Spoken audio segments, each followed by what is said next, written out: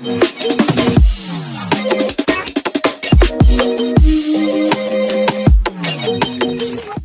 know, there are American heroes who don't like this idea. Neil Armstrong, Gene Cernan have both testified against commercial spaceflight and the way that you're developing it, and I wonder what you think of that. I was very sad to see that, because those guys are, those guys are heroes of mine, so it's really tough. I wish they would come and visit and see the hardware that we're doing here. And I think that would change their mind. They inspired you to do this, didn't they? Yes. And to see them casting stones in your direction. It's difficult. Did you expect them to cheer you on? So they're hoping they would.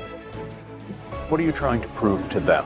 What I'm trying to do is to make a significant difference in spaceflight and help make spaceflight accessible to almost anyone.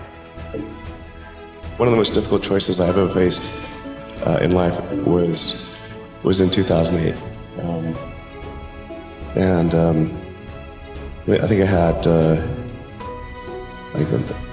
maybe $30 million left, or $30 or $40 million left in 2008. I had two choices.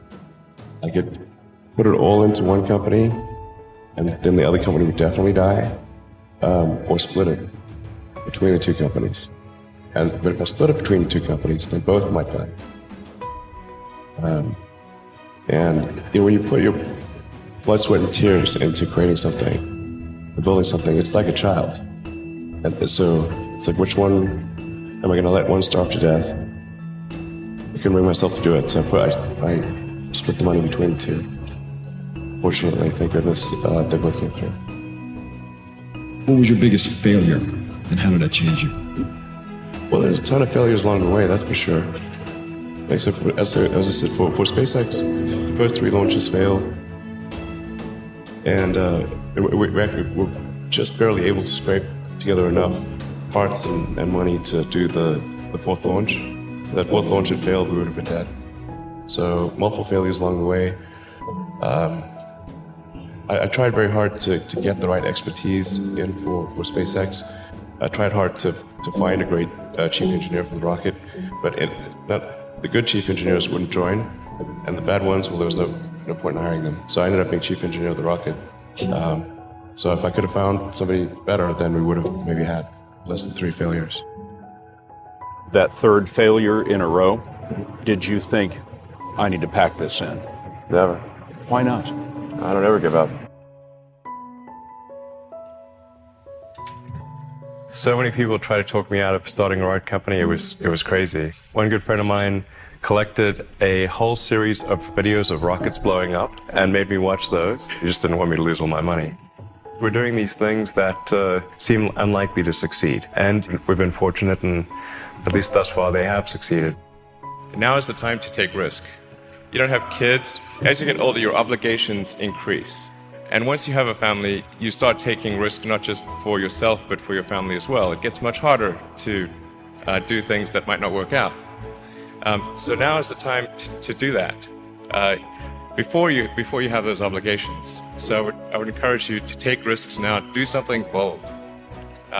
You won't regret it. How did you figure you were going to start a car company and be successful at it? Well, I didn't really think Tesla would be successful. I thought we would most likely fail. But I thought that we at least could address the false perception that people had that an electric car had to be ugly and slow and boring like a golf cart. But you say you didn't expect the company to be successful, then why try? If something's important enough, you should try, even if the probable outcome is failure.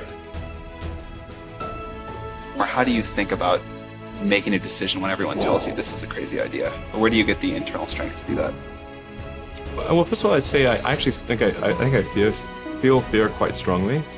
So it's not as though I just have the absence of fear. I feel it quite strongly. But there are just times when something is important enough, you believe in it enough, that you do it in spite of the fear.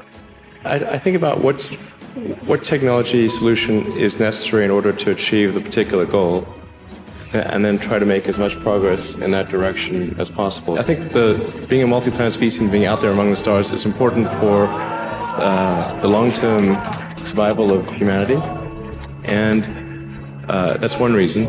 But then the part that I find personally most motivating is that it creates a sense of adventure, and it makes people excited about the future. If you consider two futures, one where we are forever confined to Earth until eventually something terrible happens, or another future where we are out there on many planets, maybe even going beyond the solar system, I think that second version is incredibly exciting and inspiring, and there need to be reasons to get up in the morning. Life can't just be about solving problems. Otherwise, what's the point? There's got to be things that people find inspiring and make life worth living. When my brother and I were starting our first company, instead of getting an apartment, we just rented a small office and we slept on the couch. And we showered at the YMCA, and we're so hot up we had one computer, so the website was up during the day, and I was coding at night, 7 days a week, all the time. And I sort of briefly had a girlfriend in that period, and in order to be with me, she had to sleep in the office. So work hard, every waking hour. That's the thing I would say particularly if you're starting a company.